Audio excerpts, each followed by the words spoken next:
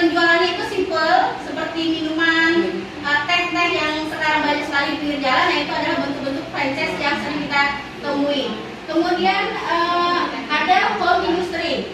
Home industry itu seperti pembuatan kerajinan, kemudian membuat kue. Jadi produksi-produksi yang tipenya tipe rumahan. Nah, itu masuk ke dalam model kewirausahaan home industry. Yang terakhir adalah creative entrepreneur.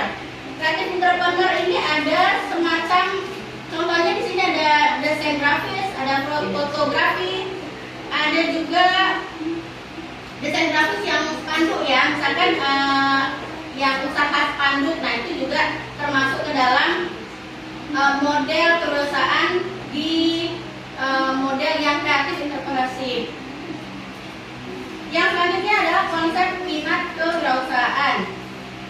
Minat kewirausahaan adalah kecenderungan atau ketertarikan atau keinginan yang kuat dalam diri seorang untuk memulai menjalankan, mengembangkan suatu usaha secara mandiri dengan memanfaatkan kemampuan, kreativitas, dan peluang yang ada. Minat ini mendorong seseorang untuk tidak hanya menjadi pencari kerja atau job seeker, tetapi juga menjadi pencipta lapangan kerja, yaitu job creator.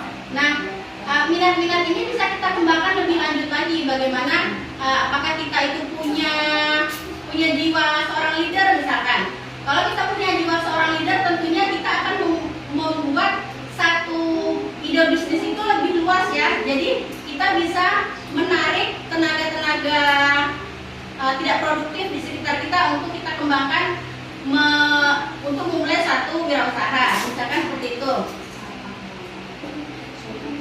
Kemudian ada karakteristik seorang dalam memiliki minat kewirausahaan. Di sini adalah memiliki keinginan yang kuat untuk memiliki usaha sendiri, kreatif dan mampu menghasilkan ide-ide yang baru, berani mengambil resiko yang telah diperhitungkan, kemudian memiliki rasa percaya diri yang tinggi, senang menghadapi tantangan dan mencari solusi, memiliki motivasi untuk terus belajar dan berkembang, dan yang terakhir adalah berorientasi pada peluang dan inovasi. Kemudian faktor yang mempengaruhi minat kewirausahaan ada faktor internal dan eksternal. Faktor internal antaranya motivasi untuk berhasil, kemudian kepercayaan diri yang tinggi, kemudian pengetahuan dan keterampilan yang kita miliki. Nah, itu menjadi faktor internal dalam diri kita ya. Bagaimana kita dengan keinginan yang kuat untuk menjalankan usaha itu untuk mencapai tujuan dalam berwirausaha. Kemudian faktor eksternal tentu salah satunya adalah dukungan keluarga, misalkan pelatihan-pelatihan yang sudah pernah kita lakukan, kemudian lingkungan sosial yang mendukung untuk berkembangnya usaha kita.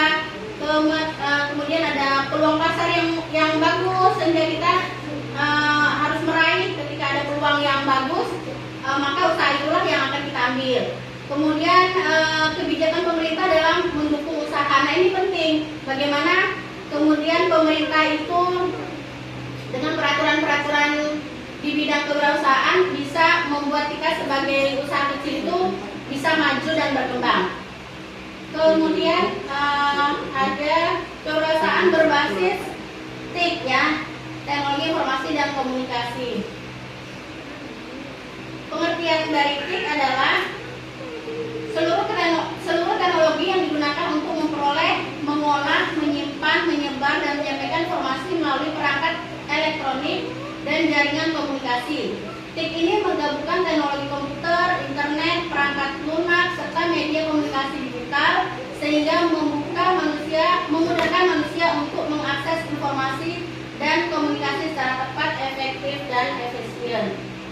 Adapun komponen dari TIK, nah ini banyak sekali. Mungkin teman-teman bisa lihat juga ya. Saya sudah buatkan tabelnya. Yang pertama adalah perangkat keras. Tentu kita membutuhkan hardware untuk bagaimana kita bisa menjalankan bisnis kita dengan TIK ini. Tentu kita perlu perangkat kerasnya ya. Satu unit komputer misalkan, itu sangat dibutuhkan. Kemudian ada perangkat lunaknya, jadi kita bisa mendownload aplikasi-aplikasi tertentu sehingga kita bisa memudahkan kita bisa untuk membuat satu perencanaan keuangannya, misalkan perencanaan produk-produknya, bagaimana kita kemudian menentukan nilai harga. Nah itu kan semuanya sekarang ada aplikasi. Jadi dengan begitu mudahnya kita memanfaatkan aplikasi TIP yang sudah ada itu untuk menjalankan bisnis kita. Kemudian yang ketiga tentunya jaringan komunikasi. Jaringan komunikasi ini harus benar-benar lancar ya. Misalkan kita di daerah atau di kampung, kemudian internet kita yang tidak lancar, maka produksi dari produk-produk kita bisa terhambat. Yang keempat adalah data dan informasi.